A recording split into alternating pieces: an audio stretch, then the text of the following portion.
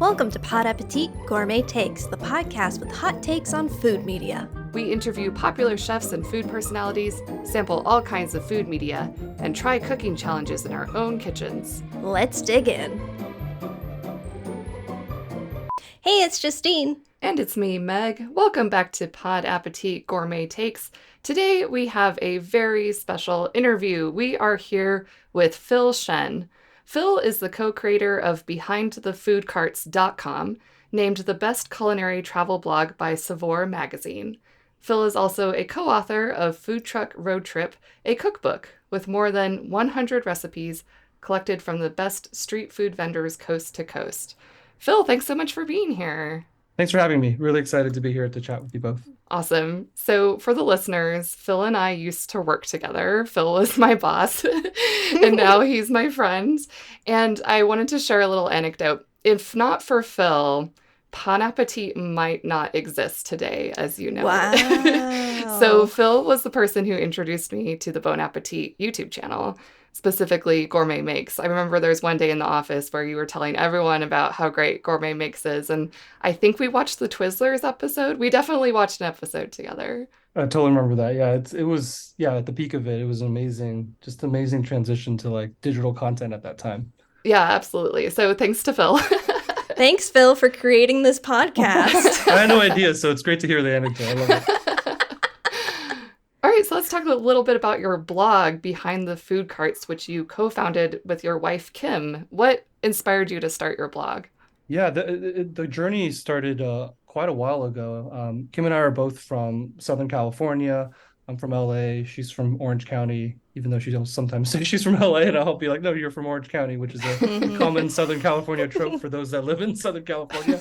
But we met in LA, and we kind of met in about 2009 and decided that we both wanted to be photographers. We were both kind of pursuing different tracks and kind of had the same passion of just photography and food. And we had lived in Southern California our entire lives and decided to just pack up and move. And the place we chose was Portland, Oregon. I can't tell you exactly why, but we probably pointed at a map and said, it's still on the West Coast and let's just move somewhere different.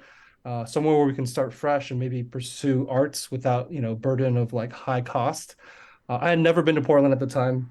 And then we just moved up. And then as we started there, we realized that there was an amazing kind of food cart culture that was brewing there. And this is 2009, where food trucks were still not a thing yet, not the way it is today in 2023. Mm-hmm. And so Portland was really ahead of the game there. So we moved up. Settled in, started taking a lot of photographs, and credit to Kim, who's my wife now. At the time, we weren't married yet, who said a great way for us to practice our photography and kind of, get food and just kind of talk about food was, let's start a blog. And so we started a blog at the time. It was on Tumblr, which was still a new thing at the time too. So for those probably like elder millennials, definitely know Tumblr as a big thing back then. So we started on Tumblr. We just started writing blogs. The whole point was to just capture not just the food, but really the stories behind the food, why people ended up in a 8x8, hot box in the middle of summer.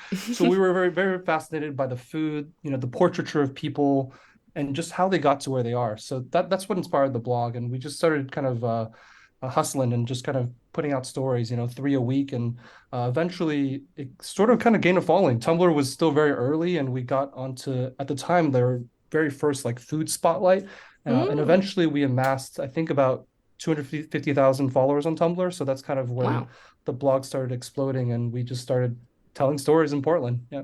Behind the Food Carts was named Best Culinary Travel Blog by Saveur magazine. What was that experience like? And did this recognition open up any new doors for you?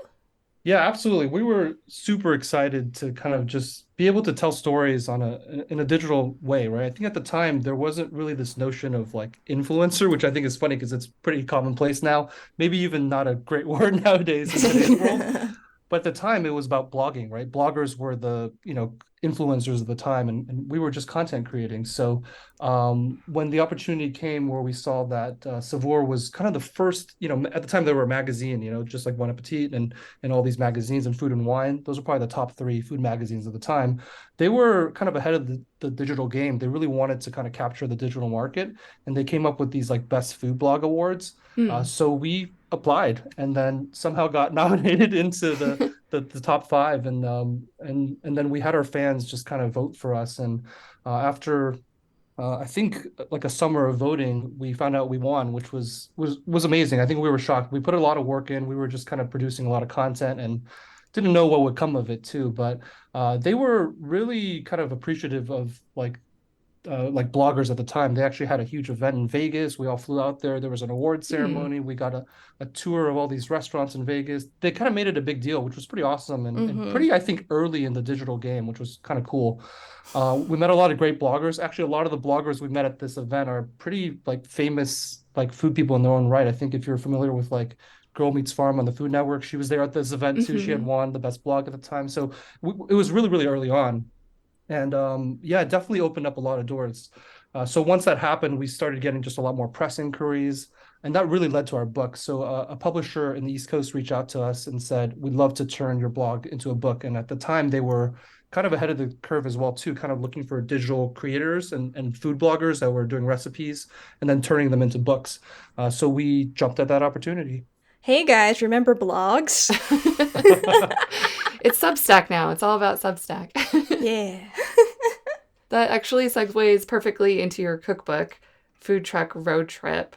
Can you tell us a little bit more about that process? And just to give the listeners a little bit more background, you went coast to coast, interviewed, I believe it was 63 different food cart owners and chefs. Tell us more about the whole process. Yeah, I think so our blog at the time was really focused on just like stories in Portland because that's where we were. So, and there was no shortage of food trucks and food carts in Portland at the time. So we highlighted, a few a week and just started posting stories plus photos. I think that combo was what we were looking for. Eventually we started adding video content too once that became, a more popular medium. But then when we did the book, we really wanted to take it to the next level. I think Kim and I also had this passion, and also, we had Terry too, who was our co-writer too. She was the one helping us write most of our blog content. Kim and I were doing most of the photography, and then Terry, who was our writer, was kind of writing all the stories. So the three of us kind of mulled over like, how do we turn this into an actual book that's interesting, right? And we've always been fascinated with the classic trope of the all-American road trip. And so we took that advantage and we pitched it back to our publisher and said, well, what if we kind of just drove around the country and found food trucks and food carts all around the country and really did the same thing as our blog, but really all across the country. So we kind of combined this classic American road trip plus telling stories, getting Mm. recipes. And one of the things we did, which, looking back, I think we didn't know any better, but we were really passionate about doing it this way, which was that we wanted to visit each truck around the country and Mhm. actually take photos of them at their trucks and them cooking. And we wanted the food photos to be of their food, not us making it in a kitchen. So we were really adamant that we wanted to travel around the country. And so combining, other early aughts kind of technology, we also did a Kickstarter to kind of fund the travels of our book. So we did that, plus worked with the publisher, and then yeah, we decided to travel around and kind of find interesting food trucks all around the country, which at the time was still pretty early. So the ones that were in there were really passionate about what they were doing. Mhm. Mm-hmm. I love that idea of wanting to be in situ, of like wanting to get the photos of them actually on site making the food themselves. I like that concept a lot. And it's brilliant to also, say, hey, I want to travel across the country. How can I get this paid for? Yeah, it's always been a dream. I feel like just growing up in America, you always, have this hunger to travel around the world, but then you realize your own country is huge. I think, Hmm. I know Meg and I used to talk about Japan quite a lot. We have this like both of us have an obsession with Japan, the Yeah. culture, the food. And I'm just constantly obsessed with, traveling around the world. And I realize there's so much in our own country to explore and just so much like regional kind of foods and experiences that we tend to miss out when we kind of look outward. So I think that kind of mentality of just wanting to drive across America, really, and find just unique, people that were just as passionate. I think you find out that most people that are passionate about food are just passionate no matter where they are in the world. Hmm. So, why did you guys hone in on the subject of food carts? Yeah, it's a great question. I think at the time I really was obsessed also with street food in general. So I think like if you go travel around Asia or other parts of the world, street food is a norm, right? So, heritage wise, my parents are from Taiwan, so I'm Taiwanese American, and we used to go to Taiwan in the summers as kids. And one of the biggest things in Taiwan is this concept of like night markets and street food is Hmm. just common in Asia. And what I loved about street food is this kind of unadulterated way of like the food being with the person, and that's it, right? There's no middle part of like, tablecloths and service. It's really just about the Mm. food and the person, and I think it's just the best way to experience pure food.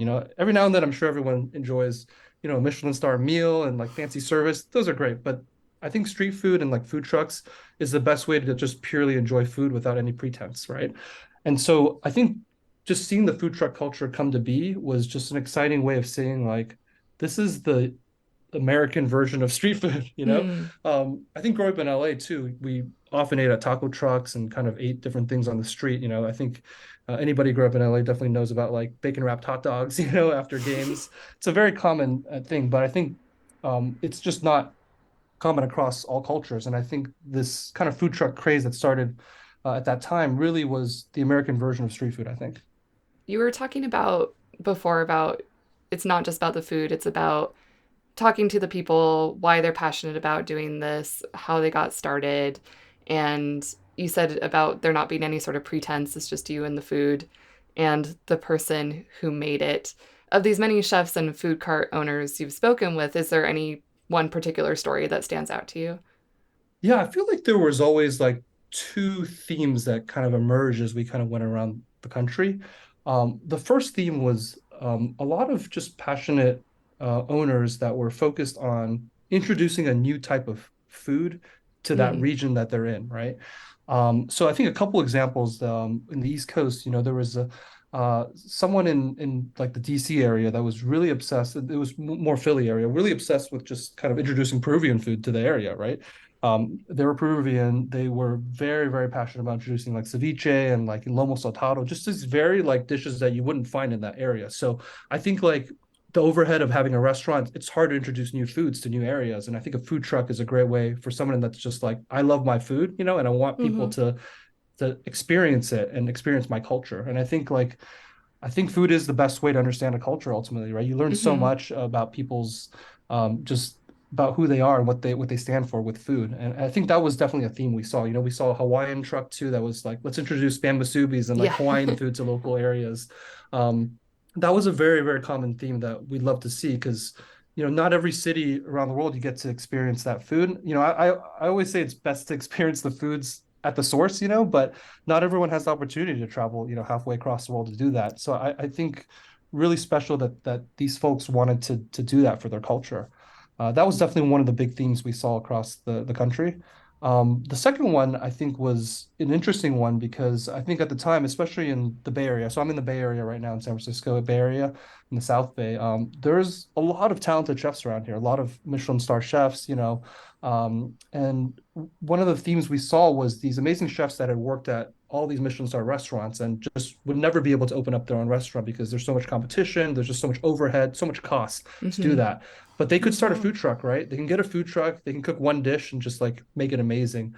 There was one at the time, I think he had worked at a bunch of different San Francisco Michelin star restaurants, and he ended up just making poutine. And I thought it was the most fascinating thing ever. It was just like, of all the things, I was like, why poutine, And when you actually talk to him about it, it's not, when you think of poutine, I think there's some notion of just like, gravy, curds, and French fries. But, he definitely, you can tell he had that Michelin star backing because, his gravy was like a 1 week process to make this gravy because he Oh, was, wow. roasting the bones, making like real gravy, Wow. real French fries, getting curds shipped in.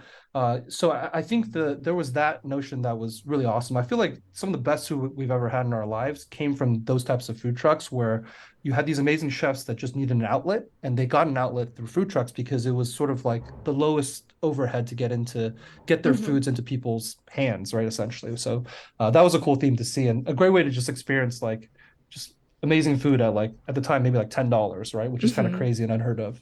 I saw that you dedicated the book to your mother. Did she start your love of food?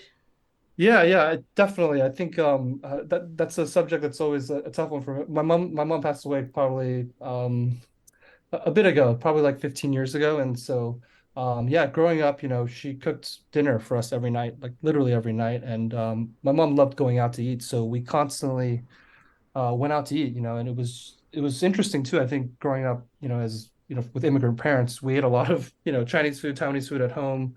But my mom loved just America, and I think we would often, go out to eat different types of food too. We had sushi, we had different types of Asian food.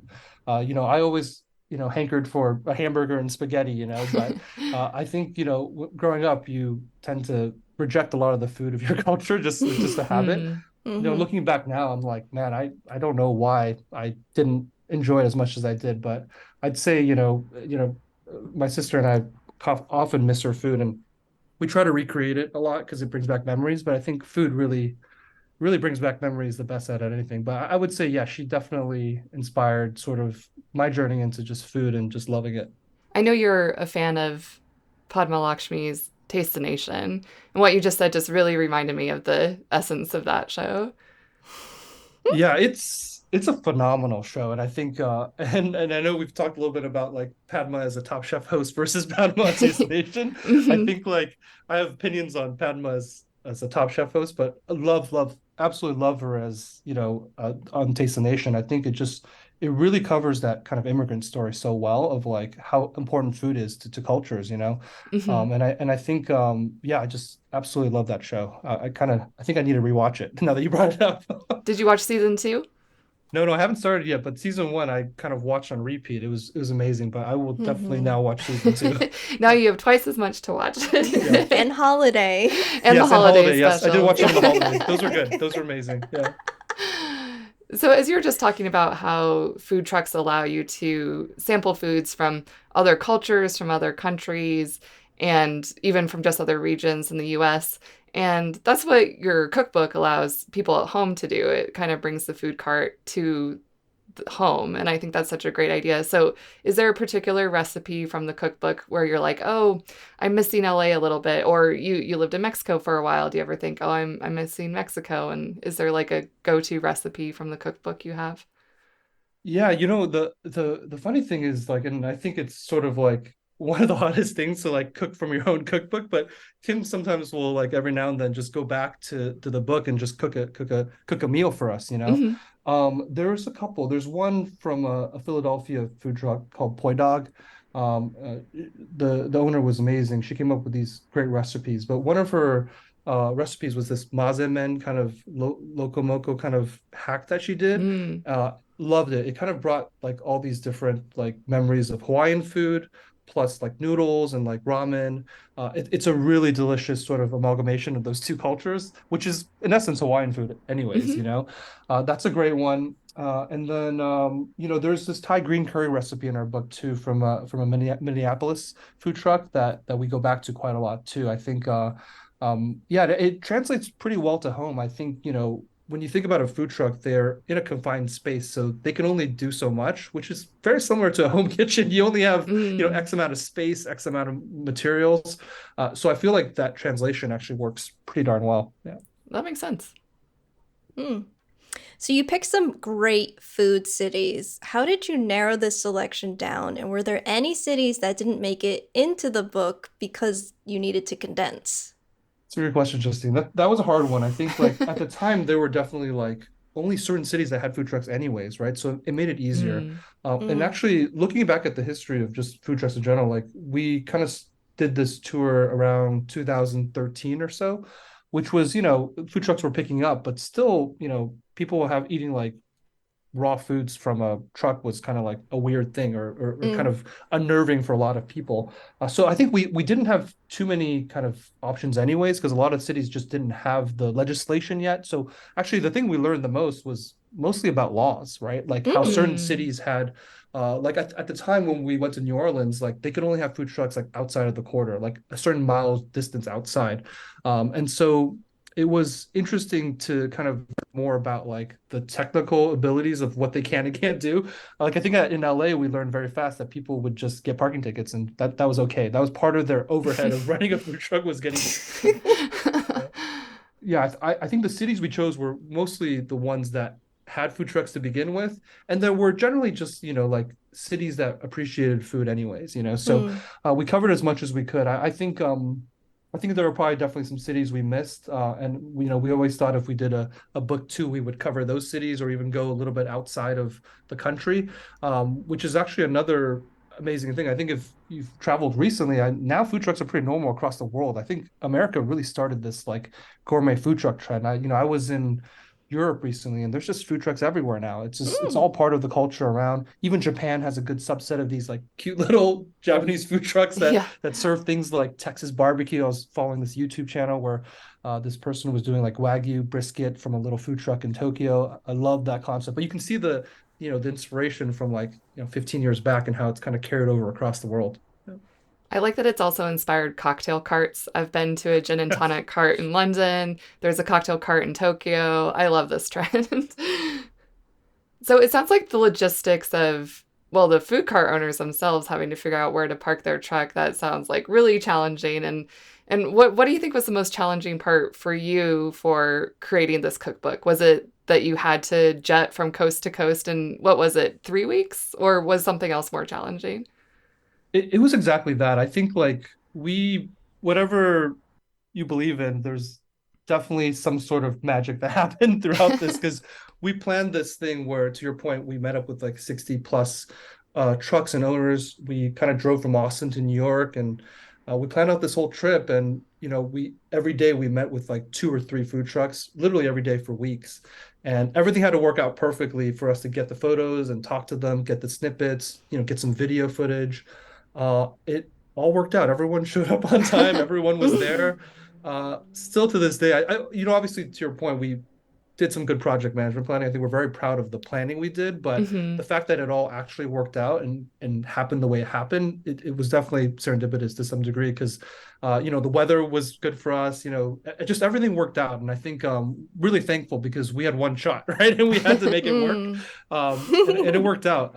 And I also think like technology played a huge part of it. We hadn't kind of used at the time, just early on, just used different apps to book hotels last minute. It was just all of this like technology with GPS. I really think a lot of that opened the doors to make this a lot easier. This probably couldn't have happened in the old days with physical maps and no ways to figure out like where am I going to stay tonight. So it was very much like fluid, because we can be fluid with technology, I think. Yeah. Hmm. Hmm. Now, you've compiled recipes from over 60 chefs and food cart owners, but would you consider yourself a chef, or what would you label yourself if you had to give yourself a label? It's a great question. I think I'm like I feel like foodie also has a bad connotation nowadays too. I think people feel differently about it. I think I'm a food lover. That's probably the best way to put it. Mm. I love food. I love talking about it. I think everyone that meets me, or like just my friends, they just know I love talking about food, and I'll just go crazy talking Yes. about it for hours and hours. And I think that's the term I love. Obviously I love cooking here and there. I feel like nice thing about getting older is that you just have more practice with everything you do. So every now and then, if I do cook, it's mostly, recently just got obsessed with braising short ribs. So Mm. I feel like I like doing, food with love if I'm going to cook it. My wife's an amazing cook at home too, as well for the kids. I think yeah, I do love dabbling in cooking. I feel like it's fun to just try new things, but also just love going out and just kind of having the experts do their job. But to your question, I think one of the most nerve-wracking things about this book was I had to cook on TV, and I was trying to explain to people, I was like, I'm not like a professional chef, so I'm gonna try my best to cook this, you know, on TV. But they, I kind of learned the magic of TV as well too, is that they had all these chefs on the show already cooking stuff, and I just Mm-hmm. needed to kind of pretend I was cooking, which was great. But I was like, if I have to chop in front of you, I might not, I might chop a finger off. So don't make me chop, you know. So yeah. Was this for the Facebook Live events with Food Network? Oh yeah, we showed up on some cable ones, but we did get a partnership at one point with the Food Network where we were doing they were again just I think the way our blog and food experiences come alive is kind of pairing with what's trendy at that time, you know. At that time, Facebook Live was the new hot thing to kind of talk to your audience. So yeah, I was doing a couple of Facebook Lives for them, going to food trucks, showing people make food. Pretty exciting. I thought that medium was really cool. I don't think it kind of took off the way people thought it would take off, and I think there's other ways to do that now with Instagram Live and TikTok Mm-hmm. Live. But at the time, Facebook was trying that live feature, and I got to participate, which was kind of cool. Definitely. You talked about not wanting to call yourself a foodie. I almost introduced you as a foodie because I feel like I would describe myself as a foodie, but you never know Yeah. how someone feels about that word. So I didn't want to label you as one if you didn't want that, but I feel like we should reclaim the foodie title. Yeah, I feel like it was a cool word at one point, but It now, yeah, was. it just it's same with the word influencer. It sort of True. lost its kind of mojo after a while. I think it just ebbs and flows with just culture. I think it's Hmm. interesting. Yeah. Yeah. If you did open a food truck yourself, what would you serve? What's your Oh, signature dish? yeah. I feel like there's two things that always pop in my mind when I think about this. One of them, which it's fun, to see it kind of happen. I've actually feel like I've seen people do this now too, but I'm an 80s kid, right? So, and I ate a lot of McDonald's growing up. No shame in that, ate massive amounts of McDonald's growing up. Still eat it to this day, and definitely Hmm. not ashamed of it. One of my favorite dishes from McDonald's, or maybe dish is probably not the right word here. One of my favorite items from McDonald's is a filet of fish. I Mm. absolutely love a filet of fish. I've Wow. Uh-huh. been eating it since I was a kid. Just everything about it to me is like perfect when it's like fresh and hot. Hmm. So I always thought it'd be great to do like a food truck that just served like a real fresh gourmet version of a filet of fish. So fish sandwiches, pretty much. I thought that Mm. was sort of my passion was like there's got to be an audience for this just because fillet fishes are so popular, but I definitely seen this lately. I've been watching TikTok and YouTube, and I've seen people kind of dabble in this space, which is and it seems like it comes from a lot of people's same love of filet o fish growing up eating it. The other one that I think is a little bit more fusiony, is I'm a huge fan of like French dip sandwiches. I think if people grew up in LA, they probably had Philippe's, and it's one of those things that's just very comforting. And just if you like beef, you like dipping it in like jus. Like who doesn't like that combination, right? And then one of my other favorite dishes from Japan is a gyudon, which is a beef Mm. bowl. So if Hmm. you've been to like a Yoshinoi or a Sukiya, it's literally just a bowl of rice with like thinly sliced beef with this amazing like sauce. So those two to me are like the perfect complements to each other. I always thought it'd be interesting to make like a gyudon sandwich dip, So it's sort of like a Mm. gyudon French dip. Um, that to me sounds like it could be a potential winner. I knew there was a reason you and I were friends, Phil. I was the weird kid who always got the fish sandwich at fast food Yeah. place. Do you have a favorite local food cart today that you go to all the time? It's funny because I feel like interesting about like 2023 and food truck culture is like now food trucks are just normalized. It's just part of your routine, right?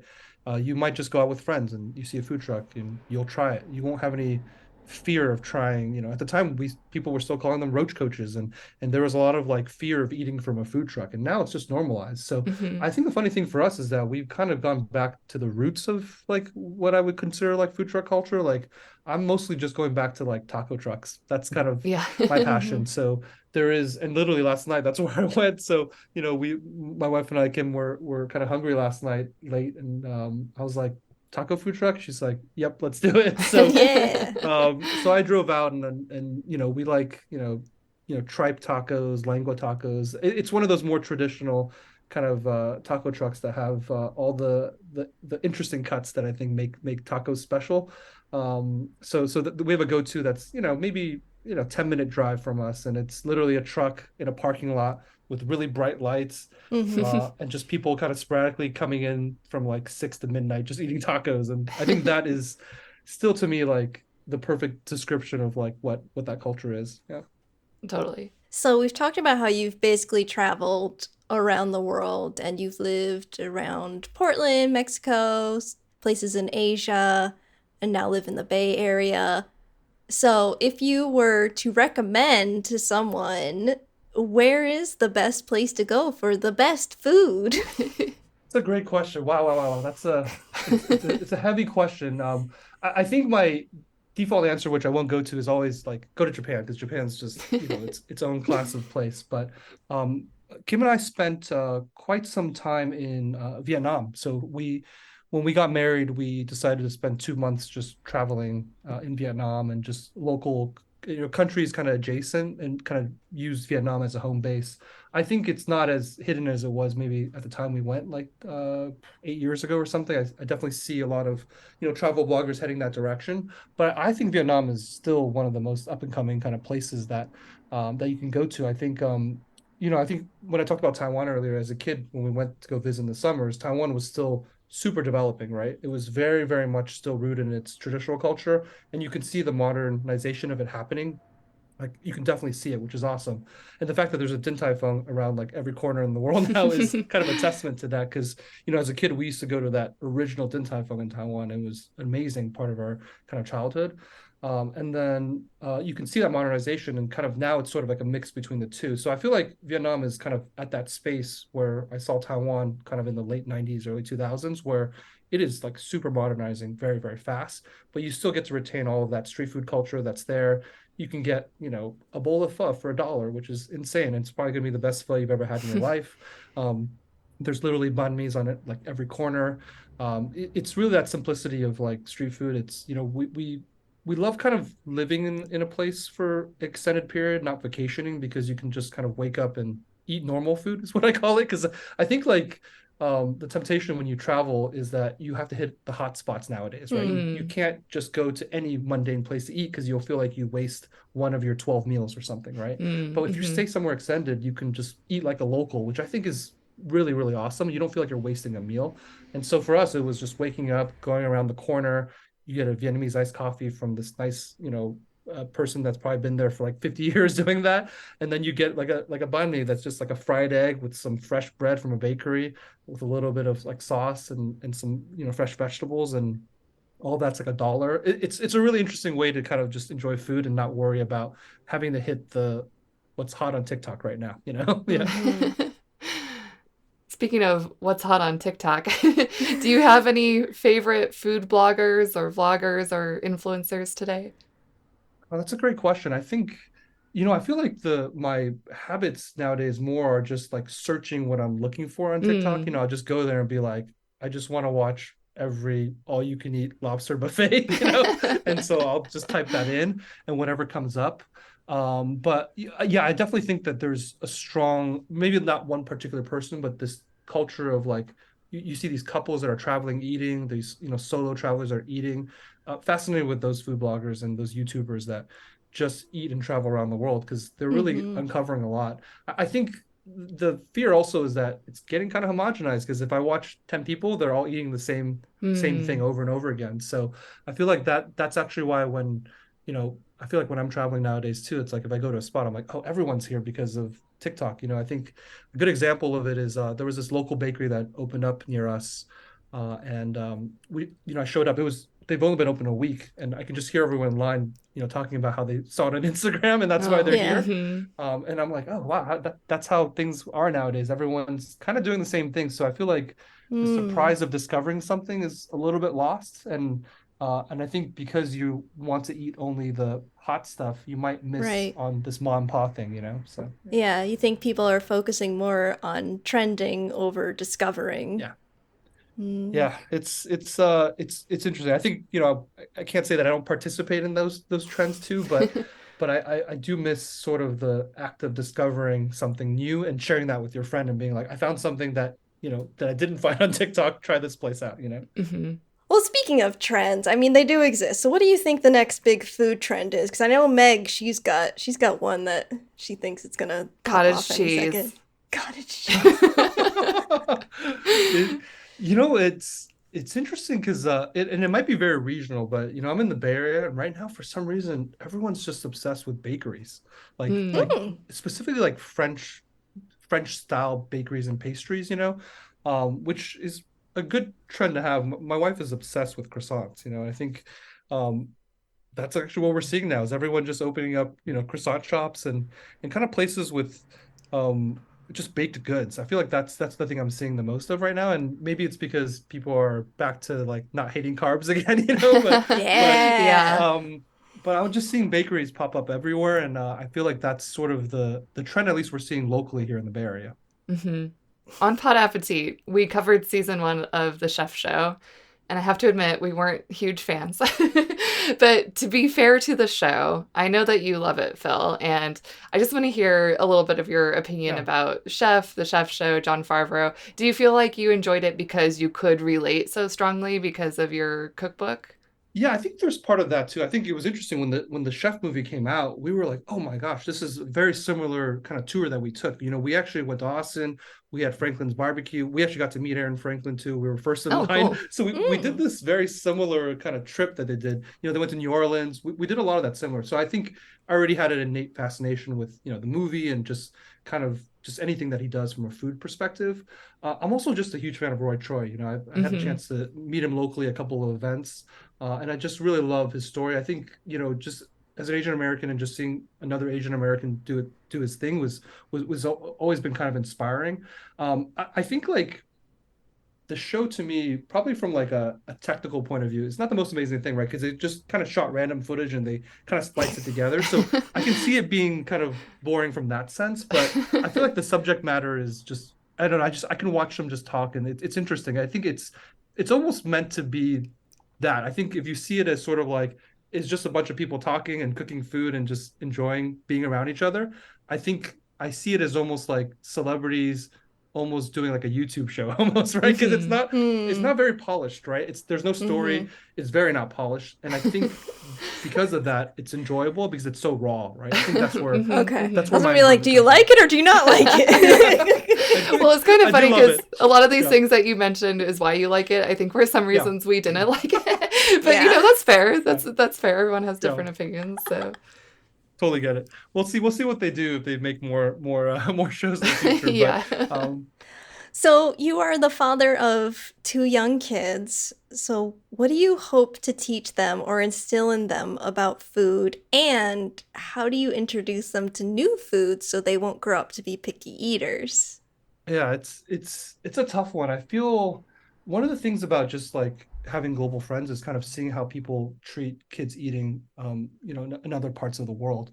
One thing that we kind of learned recently, which was fascinating, was that in other countries, kids just eat what adults eat, right? And so Hmm. they Hmm. develop that palate younger, right? So if you're in France, you're in other parts of Europe, or in Asia, you just eat whatever everyone else eats, right? But we here have this notion of kids menus, right? And so there is probably a reason why kids always want mac and cheese, chicken tender, and fries, because every kid's menu is just those three things, right? And so I think we fall into that trap too, where you know the kids definitely um, sometimes defer to that too. But I don't know the best way to introduce some new foods. We just kind of try it. I think we probably forced it too early on to say, hey, we want you to try these different things. But I think they'll pick up whatever they pick up. But I think what's normal to them is interesting because I think there are certain things they won't eat. But like Maddie, who's our 6-year-old, you know, she loves eating udon and noodles. You know, she'll eat anything noodles. You know, so and not spaghetti. It has to be some sort of Asian noodle. Like if it's ramen, udon, she just loves that. And I think we just somehow introduced that, and that kind of stuck. But you know, she'll eat, you know, mac and cheese and, you know, fried chicken with us whenever we eat that. So we try to just have them eat what we eat, but they'll still take from them whatever they want. Like ultimately, you know, if you cook an elaborate 10-course meal, they might just like one of those 10 things. But we're Hmm. happy that certain things have stuck. I think like, you know, we're also grappling with like, you know, Kim and I both had immigrant parents, so we probably got a little bit more of the Asian culture in us. And but now, you know, our kids are like, you know, third generation, so they're probably getting a little bit less of that. So we try our best to, you know, introduce things like dumplings and noodles. But those are the two things I've stuck. They love dumplings and noodles, so we're pretty happy about that at least. Yeah. I was saying earlier that I consider you a foodie. I consider myself a foodie. I really trust Phil's food recommendations a lot. Whenever I'm traveling, I'll ask Phil, where should I go to eat? So, Phil, who is your Phil in your life? Ooh. Ooh, that's a great question. I think, and this is gonna might be somewhat controversial or not, but I think TikTok is my fill now, right, to some degree. Um, so I think, yeah, I feel like for me, I just try to research, right? So I just look at TikTok, YouTube, just Mm-hmm. find different things and then start compiling a list. And so my mentality for just recommendations is sort of like seeing a food that I want to eat and just finding like four places that do that food. And so I can compare and make sure that I like the food. A good example of that is I've been going to London a few times this year, and I kind of made, and maybe stereotypically very British type foods. Like I wanted to eat a Sunday roast or something, so I would make a list of like these are all the Sunday roasts that I want to try, and then go out and try them. So I do feel like there's just so much information out there now that if you do take the time to digest it, you'll be able to build a good list. But I think and appreciate what Meg said, but maybe some of that superpower is me just doing research, like Mm. I'm just good at researching and digesting it into like a very confident list. But a lot of times I think it's just it is kind of hard to digest like these million different sources of information. Like what do you trust? I think and not sure if you saw this like recent trend, but I loved it because it's so accurate because we often defer to Yelp, right, to be like, should I go try this place or not? And one of the, I think it was one of the Asian American kind of celebrities was like, actually 3.5 stars is a good thing for Yep. an ethnic restaurant, right? Like Mm. you don't want a 4-star place because that's just not going to be a good place. And we've always kind of said that, and I'm like, that's why you can't necessarily trust online. Sometimes you have to digest it a bit too. But I think that's a good example of like, you know, using them as information and research, but then making your own judgment calls. But I love that 3.5-star story because it's super accurate. Because if it's an Asian restaurant, it's 4 stars or 4.5. It's probably not going to be great, as authentic as a 3 or 3.5. So yeah. I went to this sushi restaurant, or I should say more like a traditional Japanese restaurant in Las Vegas. I mentioned this a couple episodes ago. It's called Kaiseki Yuzu. And I had never been there before. So, I was checking out reviews. I was like, is this a good place? And I saw this one-star review, and it said, what kind of sushi place doesn't have a Philly roll? And that was their What? one-star review. And it blew my mind, but it made me want to go to the restaurant even more just so that reviewer, just to completely ignore that reviewer, obviously. I love that. I want that on a shirt. No Philly rolls here is probably the right tagline. Yes. So, Phil, what is next for you? Any new blogs or cookbooks in the works? Maybe a Substack? It's been interesting. I feel like at the time when Kim and I were doing this full time, it was I think people often don't see in today's influencer world. It is a bit stressful because you're constantly just thinking about like what do I want to create. When you go eat restaurants, you're always thinking about taking the photo and kind of capturing content. So I think for me is just now being able to just enjoy food without having to take a photo. I think I'm almost Hmm. like extremely the Mm-hmm. opposite now, where I try not to spend so much time taking photos and just try to enjoy the food. Being present. I would do that, but now I have to take photos for a certain podcast. Uh-oh. Always creating content. ABC, always be ABC. contenting. Yeah.